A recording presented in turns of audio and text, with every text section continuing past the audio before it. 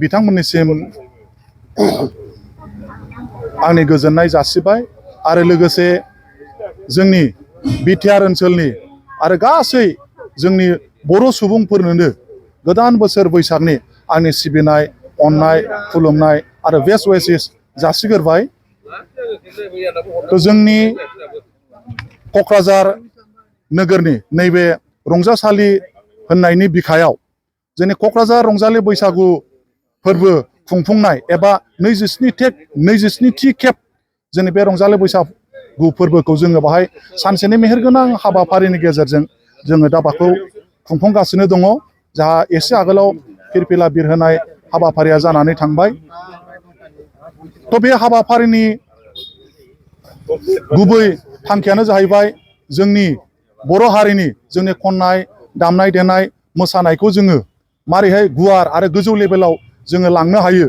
बे असिलायै जोङो दिनै बे हाबाफारिखौ जोङो लादों आरो बोसोरफ्रामबो जोङो बे जोंनि हाबाफारि खुंनायनि गेजेरजों जोंनि बर' हारिमुनि सायाव दामनाय देनाय हानजा मोसानाय जावजा मोसानाय बायदि बायदि दामनाय जों बेफोरखौ होबोबाय थादों।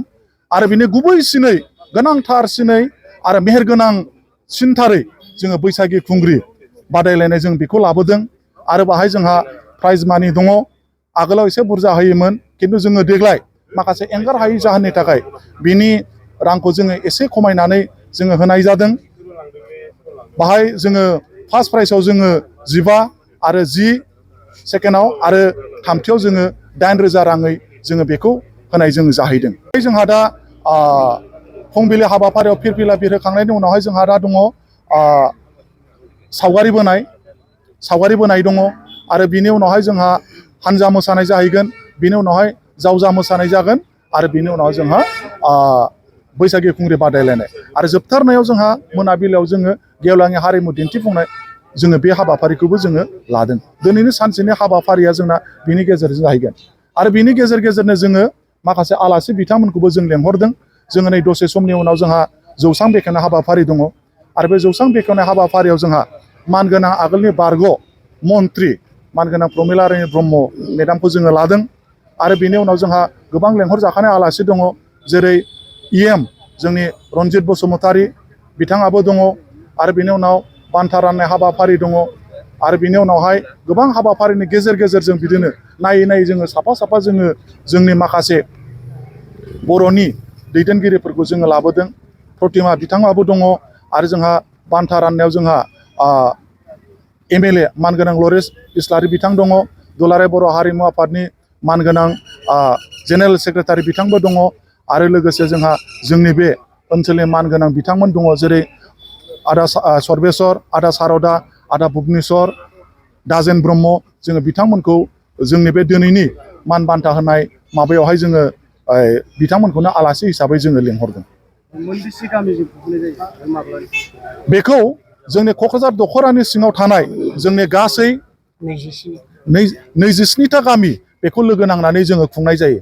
दा जोङो गिबियाव गामि थांनानै जों बेखौ खुंदोंमोन जोंनि दख'रानि सिङावनो गामि। आरो बेखौ गामि खुंनायनि ओंथियानो बेनो जाहैबाय जोंनि गेजेरजों एवारनेस लाबोनाय।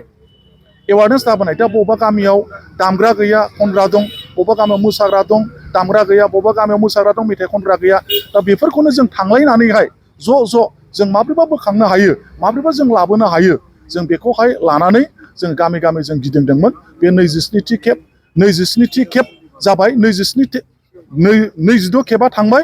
27 खेबखौ जोङो दा दिनै बाहाय रंजासालिनि गेवलां फोथाराव जोङो खुंफुंगासिनो दङ। जोङो बे जोंनि बैसागो खुंफुंनायखौ आगुथाराव गोदो जिहेथु जोंनि बे क'क्राझार बासिफ्रा जोङो जयैनो खुंनाय जायोमोन। जयैनो माने बाहाय हारसा बर' होननाय गैयामोन, खुनु डिफारेन्स गैयामोन। जोङो बेखौ जयैनो खुङोमोन हारसाफोरजों लाफानानै।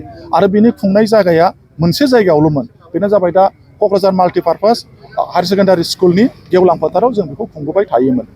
दा बिनि बैसोआ बुंनो थाङोब्ला 67 बोसोर जाबाय बेखौ हारसा बर' खुंनाया। बेखौ बिहु उदजापन कमिटि होननाय मोनसे दङ।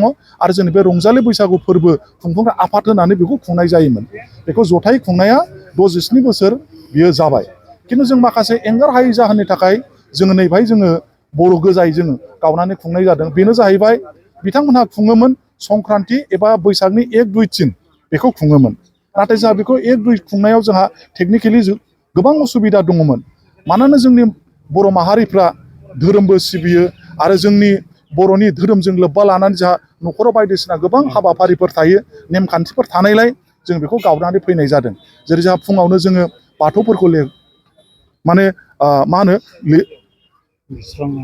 लिरस्राबनानै लिरै दुगैयै दै लोबै फुजा होयो। लोगोसे गोथां गोथै जों बेफोरखौबो गोसोखांनानै बै समाव बावनाय जायो। दा बेफोरनि जाहोनावनो जोङो बेनिफ्राय गावनानै आलादायै जोङो खुंनाय जादों।